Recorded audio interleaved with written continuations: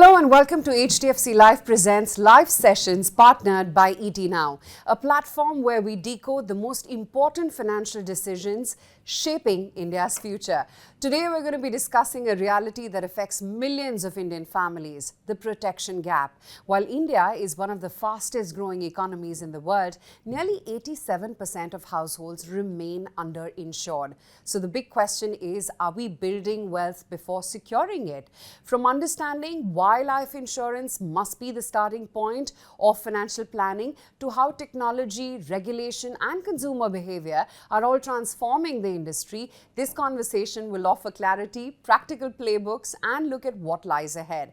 We're joined today by two industry stalwarts who are shaping the future of life insurance here in the country. Mr. Jatin, Sabhani, Chief BroCA and Digital Alliances Officer at HDFC Life, and Mr. Sarbvir, Singh, Joint Group CEO at PB FinTech. Gentlemen, both of you, thank you so much for your time today. Welcome to ET Now. Jatin, if I could start off the conversation with you, like I was earlier alluding to, India still has a very large 87% protection gap. And if you were to just divide India into the various subsects, and I'm not even talking tier 2 and 3 cities here, they're the salaried, they're family with children, entrepreneurs, some nearing retirement, and this is just the salaried cluster that I'm talking about. Why should life insurance be the starting point?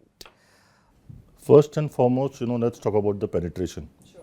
We are at 3.2% penetration, which is among the lowest if you compare it with our peers in Southeast Asia.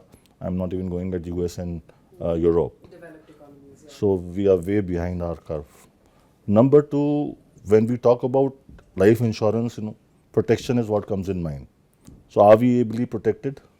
The point is, people feel that this is a myth, which I'm busting right now, that life insurance is very expensive. So I'm talking about protection, and typically what people think, since it's expensive, they don't go for it. 25 to 50% cheaper across, if you compare it in similar economies. So why should we not go for it? People don't know about it.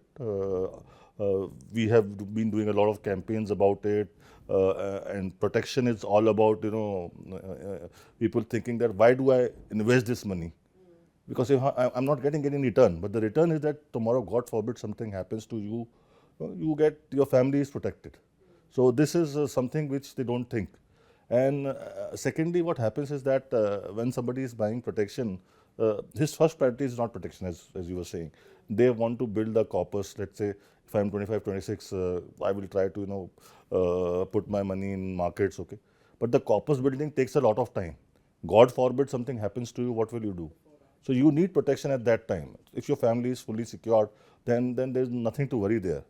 Secondly, we also feel that protection is not required for, let's say, a housewife or a homemaker, I'm saying, okay, or a working woman because she's a woman, okay, the husband or the spouse is taking care of the expenses, but that's not the case. There is a family to support. There is a support system which requires for the children to be, let's say, well educated when they are growing up. So for all these things, if you don't have term in your pocket as a tool to save them, then I think that's wrong.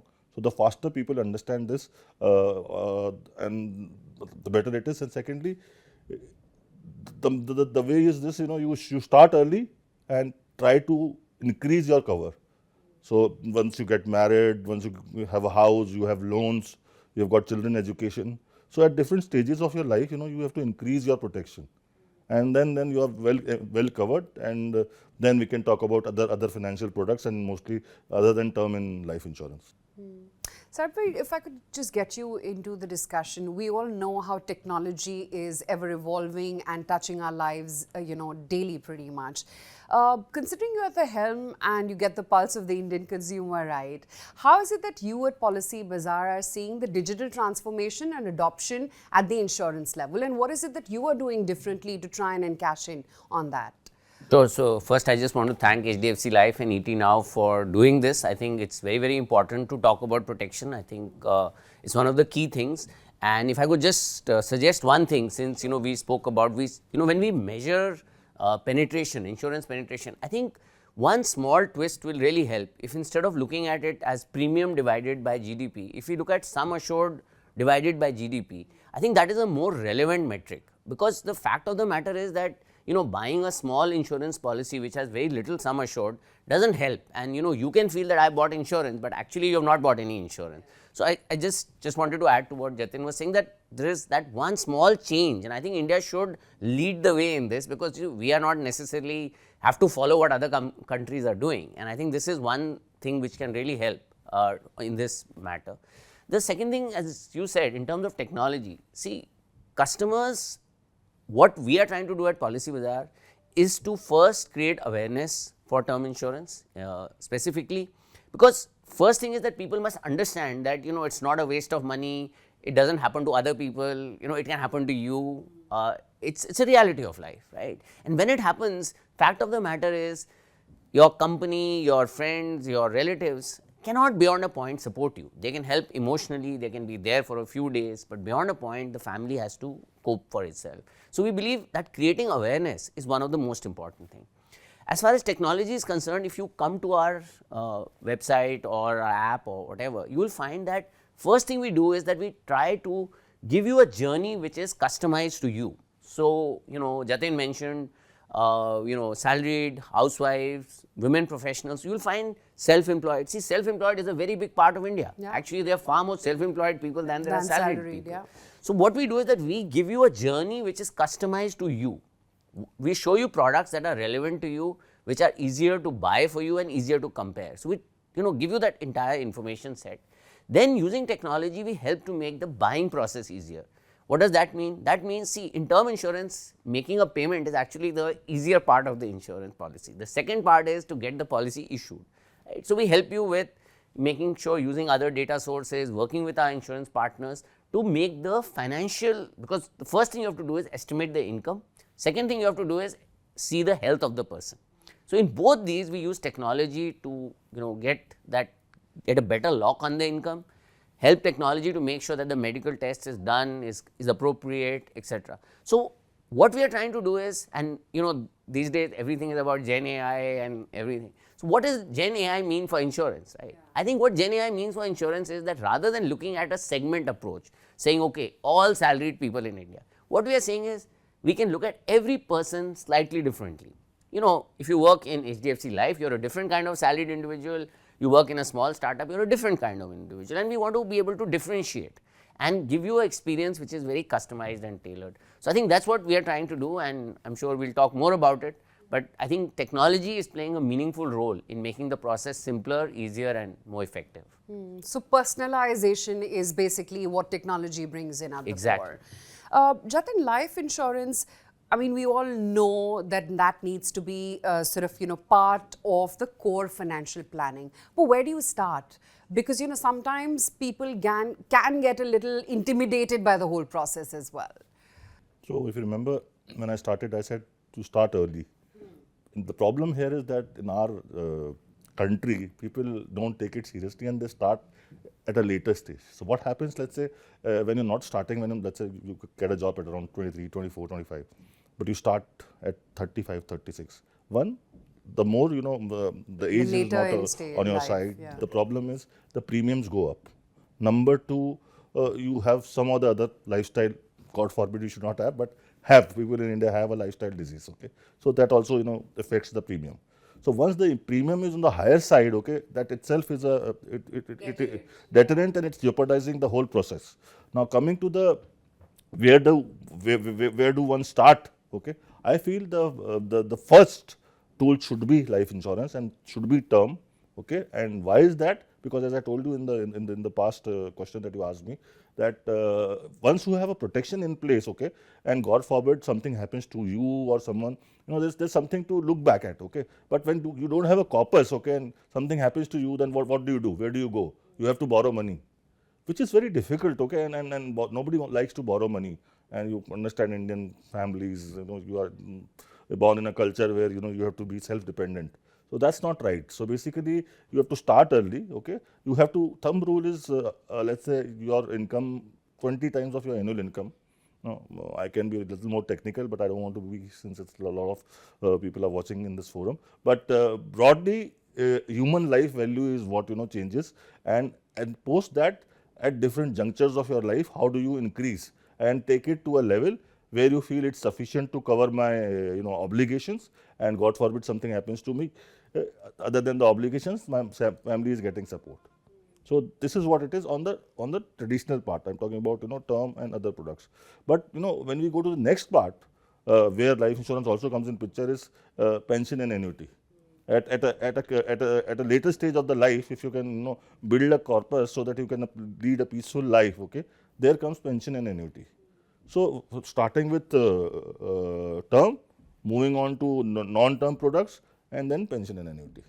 So how much cover is enough? Because, as you grow, your needs also sort of change and grow with it. So as a rule of thumb, the first way to understand how do you understand your overall coverage is 20 times the annual expenses that you cover.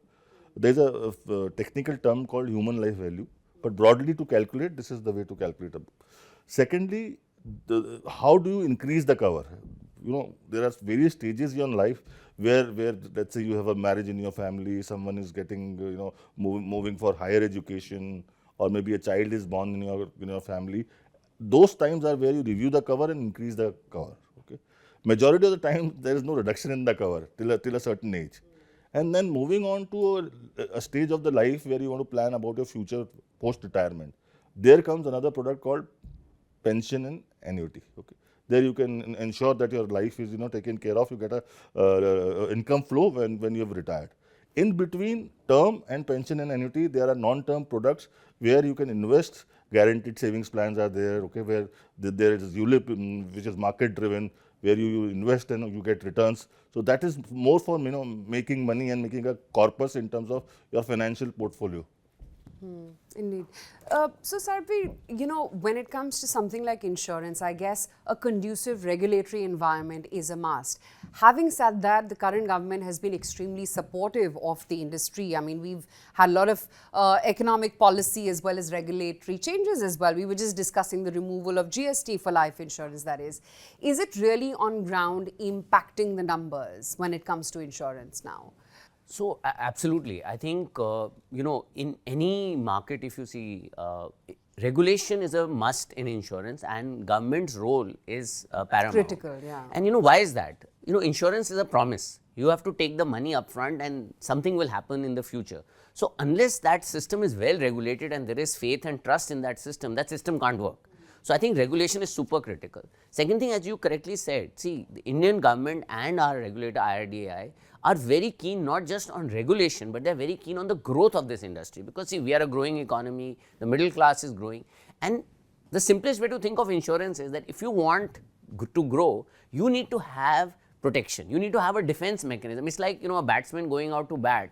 If he or she is not wearing a helmet, then your ability to play is constrained, because you're a bit scared, you're worried. Whereas now if you have a helmet, you can go out and hit with confidence. So that is actually the role of insurance in any economy for any person. So I think the role of government is super critical.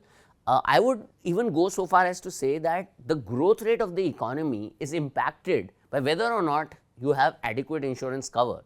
Because study after study has shown that the single biggest reason why people go back to poverty is either a medical illness or the death of the wage earner. So this sudden thing, right? Because see, a person, we are talking about middle class India. Middle class India is somewhere between 5 and 15 lakh rupees a year. At that level, if something happens, even a 50,000 rupee extra expense, forget about anything more than that. That can throw you off. Can throw you off. So I think the role of insurance, and which is why I believe that the government and the regulator are super supportive, because I think it makes a lot of sense. And if we want to grow as an economy, every middle class economy, if you see, as it becomes a developed economy, it requires insurance to grow with it. And that's why I feel that there's a lot to be positive about in India. Not only is the middle class growing, but I think the government and the regulator are also very supportive of the growth of insurance. Sarbvir, to that, the Indian customer needs as well are changing. When you talk to the Gen Zs, they only think of investments. When you talk to some of the working women now, they only think of savings. So how is it that you customize and sort of tailor-made, throw in the digital angle there and give everyone what they really need out of insurance? So, what we have seen is that, relatively we are a younger company and our platform also attracts younger customers. So, what we have seen is that, Gen Z or not, the reality is that a little bit of awareness has to be created. See, most people till they are 30 or till they are married even or have kids actually don't think of term insurance, because they feel that it's going to happen to somebody else, and why do I, it's a waste of money, etc. So, I think every generation you have to explain this point to them. Tell you the good news, see, the glass half full is that Gen Z is a lot more aware, and Gen Z, unlike perhaps the generation before them, is very clear that they have to manage themselves. See, this whole, lot more nuclear families, people are not living with their parents, etc., etc. So, they know that they have to manage. So, I think Gen Z, you have to now get it into a language which appeals to them and have a process which appeals to them. See, if you can get food in 10 minutes or groceries in 10 minutes, your house help can come in 10 minutes, then to say that in insurance we are going to take weeks and weeks to give you a policy sounds very, ridiculous. So, I think we have to get there. I think there is a lot more data, there is a lot more use of technology, as I was mentioning to you, to make sure that we are making an offering which supports the person's lifestyle and is commensurate with what is happening around them. And I think that's the challenge for the insurance industry, and obviously Policybazaar along with partners like HDFC Life, which are super customer focused, we are trying to do that. I mean, so today, just to give you a sense, there are term policies, if you are in the right cohort, which you can get issued in less than 24 hours. So, that whole thing of waiting weeks and weeks, etc., can all be crunched in 24 hours. After you make the payment, you have a policy which will protect you for the next 40 years. So, you have to understand the product is going to protect you for 40 years, not a few months or whatever. So, that is the level at which I think things are possible, and I am sure that as we go forward, these kind of offerings will become more common, and as a lot of the data rails get stronger and stronger. Jatin, just to take a leaf out of what Sarbvir just said, that it's not just about the consumer's mindset changing, it's also about companies like you also adapting with the consumer. Tell me, what kind of innovation should the viewers watching this piece try and expect from insurance industry? So, let me put it like this. As you know, the regulator has a plan in mind. Insurance, it's basically backed by the government, 2047 insurance for all. Based on that, typically the most important gap is term. Okay, so what we are doing with partners like Policybazaar, and we have collaborating with them across product category, but mostly on term, is that we are trying to make it simple.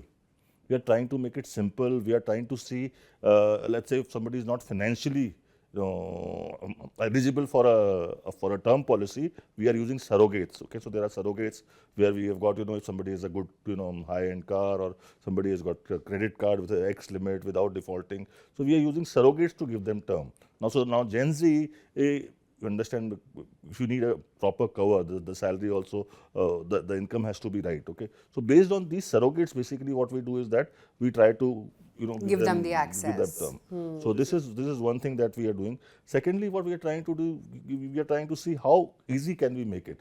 The whole process has to be seamless. So what we are trying to do is that typically if you buy a term, it takes a few days to get the policy issued. Okay, so we are trying to see how can we pull the data from the KYC and other things that are available, which are, let's say, a medical report, and based on that you can give some pre-approved offer where you don't give any documentation.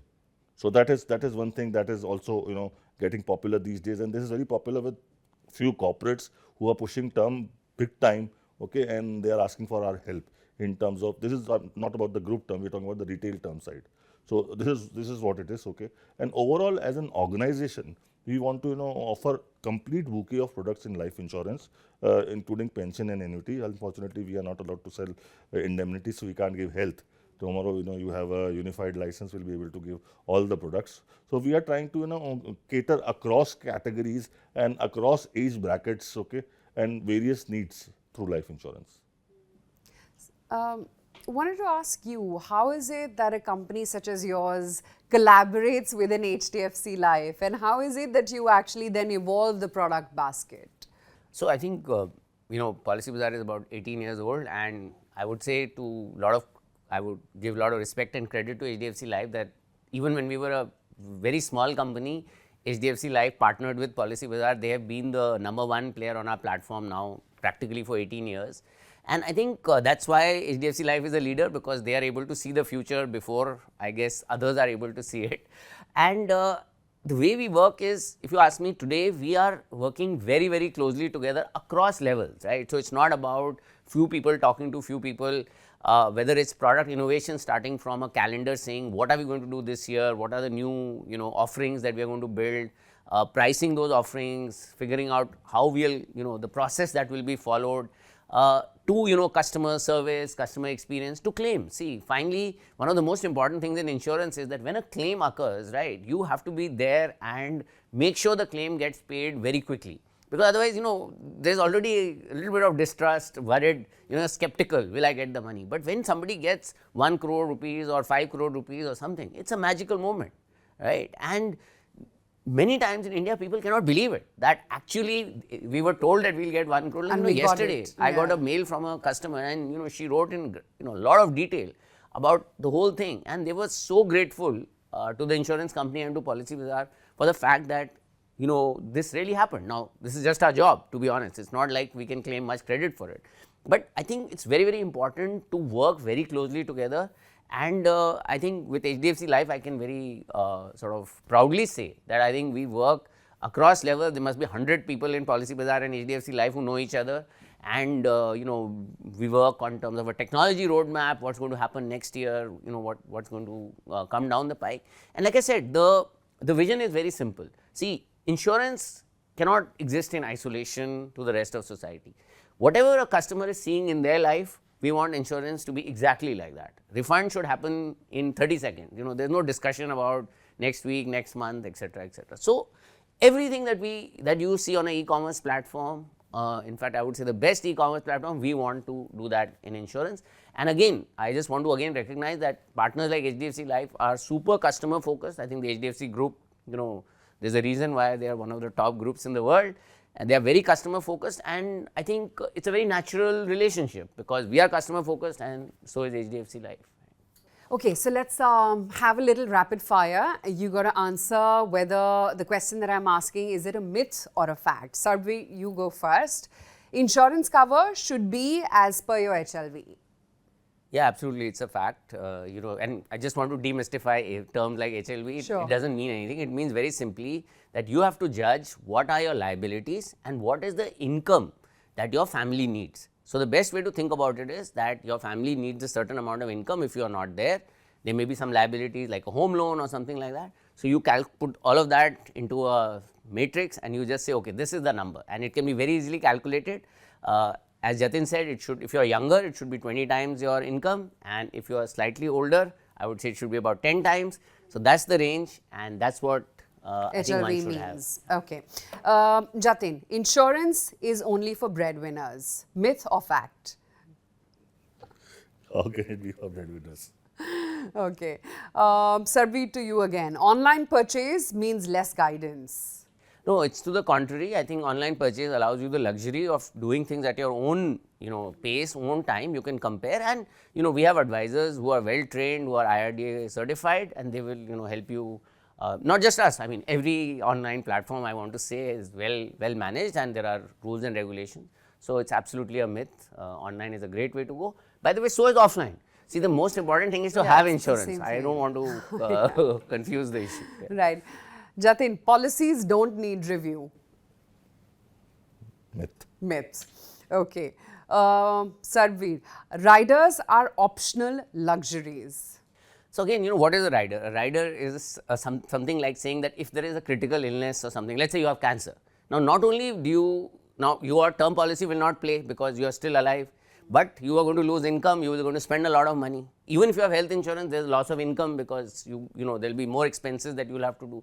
So, a critical illness rider helps you overcome that.